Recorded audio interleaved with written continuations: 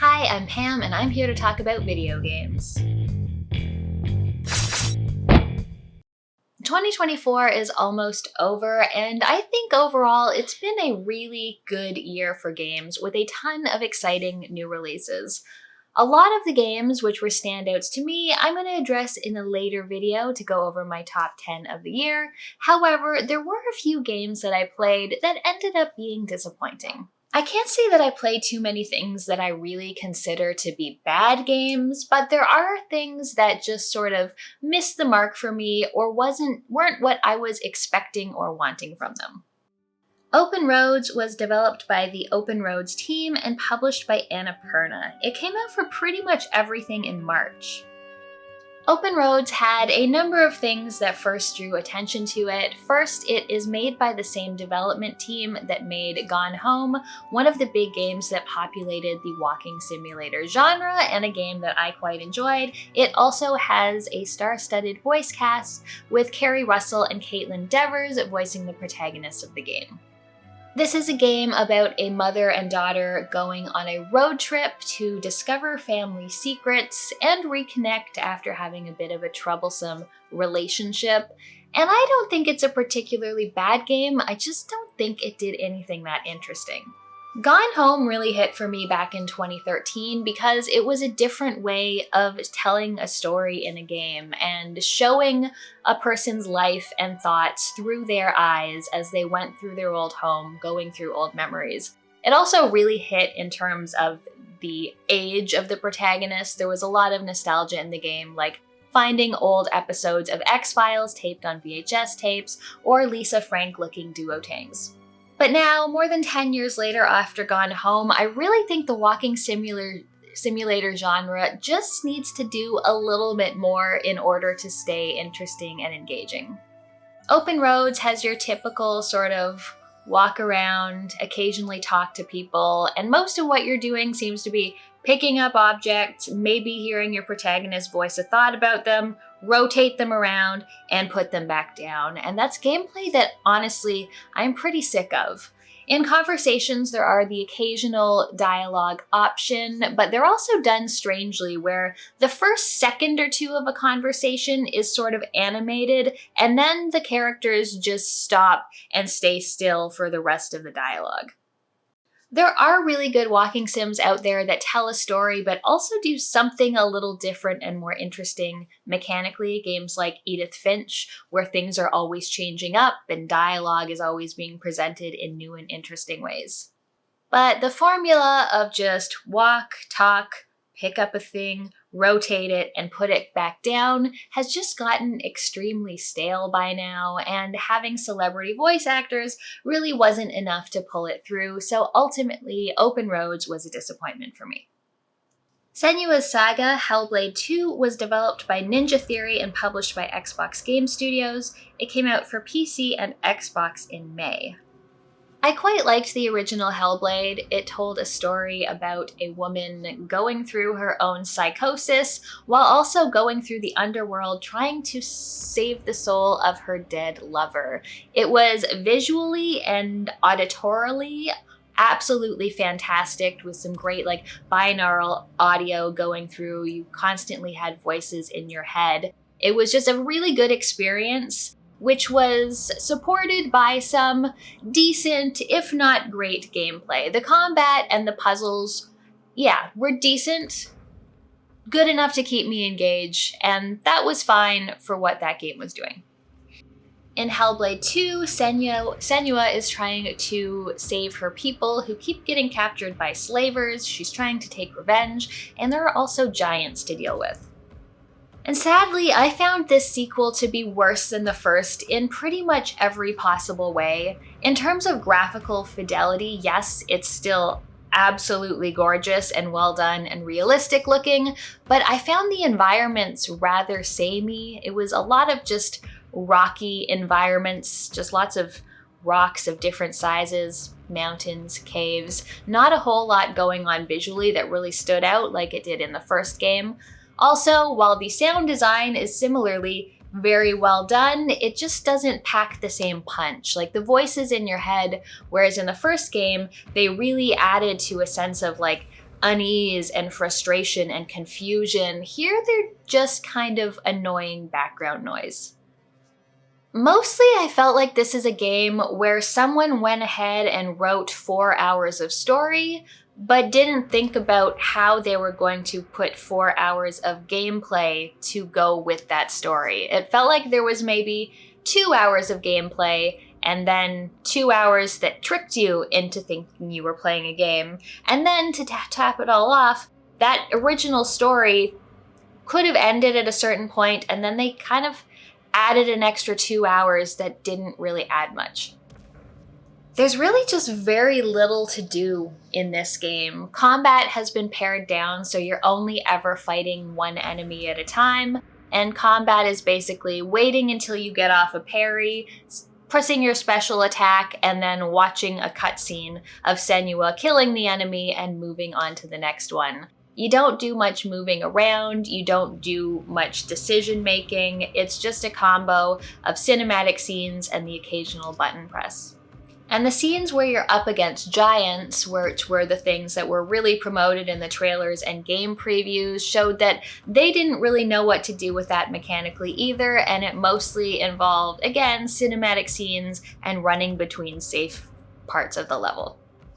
My biggest problem is that control is just constantly taken away from the player. There are times when I'm climbing up a mountain or going through a cave, and I really wasn't sure if I needed to be pressing forward on the D-pad or if the game was just playing itself.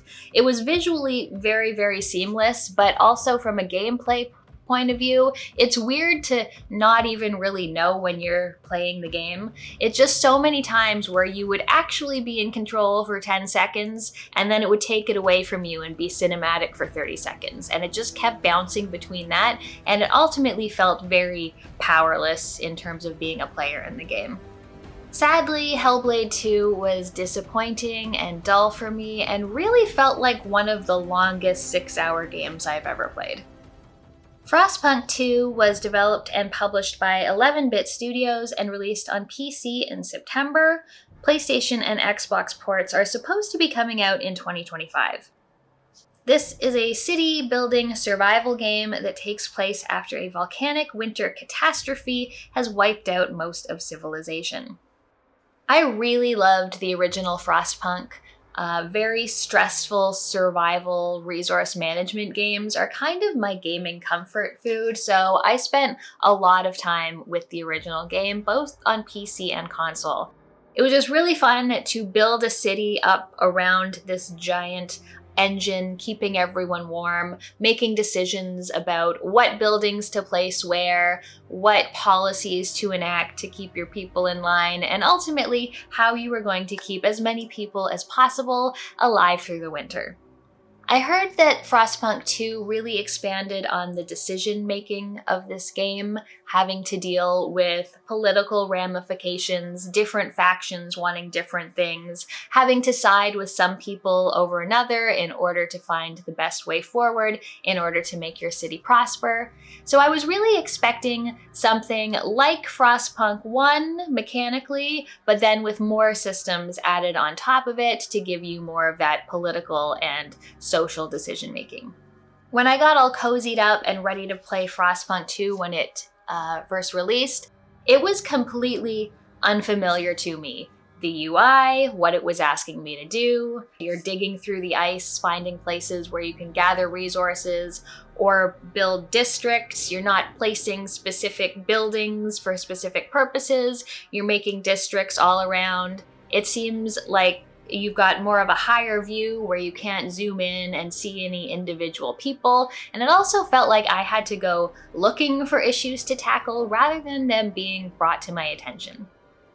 Honestly, I really haven't played enough of Frostpunk 2 to determine if it's good or bad or if it succeeds as a survival game. I know it's been quite popular and a lot of people have really been liking it, but it was just way too different from what I was expecting or hoping for. I was expecting for all the time I spent with the first game to give me a bit of a leg up in terms of mechanics and knowing what was going on in the sequel, but it seemed like a completely different animal. Whereas the first was more personal, dealing with smaller scale crises popping up all the time. This one seems like in a much grander, more managerial, pulled back scale, which just wasn't what I was hoping for. The Thaumaturge was developed by Fool's Theory and published by 11-Bit Studios. It came out in March for PC, but I just started playing it when it released for consoles in December. This is a role-playing game where you play Victor Shulsky. He is a paranormal detective who can tame and summon demons, which are called Salutors. I was really excited when I first learned about this game. I love computer role-playing games and detective games, and the location and look of this really gave me Witcher 1 vibes, and Witcher 1 is the best Witcher. The game is located and takes place in Poland in 1905 and really gets into the social and political unrest of the time, and it also looks really cool. Of this list of games, I think this one is actually the least disappointing because I am interested in seeing more of where it goes. I just find that there were opportunities that seem to be missed, especially from a mechanical standpoint. Firstly, I'm not a huge fan of the turn-based combat in the game. It is all time-based. You see a little timeline of your attacks and all of the enemy attacks that are planned, and then you have to pick what you want to do. You have like shorter frame attacks or longer, stronger attacks. Enemies have focus, which you can break in order to do more damage. They also have certain resistances, which may be susceptible to a certain salutor that you have, so you need to switch and attack with it. It honestly seems very complex on the surface, but at the same time, I really haven't had to do any strategizing in order to win all the combat so far. So it seems complex, but I don't really feel like I need to interact with that complexity in order to succeed. The thing that really disappointed me though, and I found this out right from the get-go of the game, is the detective aspect.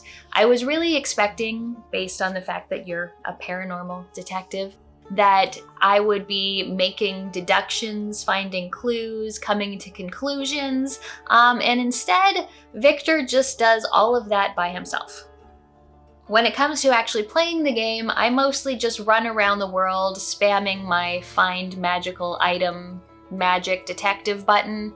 It highlights a clue, pick up the clue, read about it, and then once I've gotten them all, a deduction is made, which again, I have no say in. It's just another thing to read based on what you've found. I was really just hoping for some more interactivity here and to be able to sort of shape the conclusions and deductions that Victor is coming to. Something along the lines of maybe the Sherlock Holmes games would be a lot of fun. That said, I am interested in seeing where this story is going. There are a lot of different dialogue options and ways to respond to different scenarios that I am looking forward to seeing how they play out in the future of the game. This one, I was thinking I would be super excited and play through it all immediately, whereas it ended up being like, oh, yeah, I'll get to this one day. So those were the games from this year that disappointed me. This is actually a much shorter list, I think, than I usually make for these videos. The first two games, Open Roads and Hellblade 2, I didn't think were very good, whereas Frostpunk 2 and Thaumaturge were more a matter of them not being what I expected them to be. Let me know in the comments if there were any games this year that disappointed you or didn't live up to any of your expectations. I will be back soon with much more positive videos about my top 10 games of the year, as well as a look at all of the Metroidvanias that I played that came out in 2024. There are a lot of them. If you want to see more, check out one of my other videos here.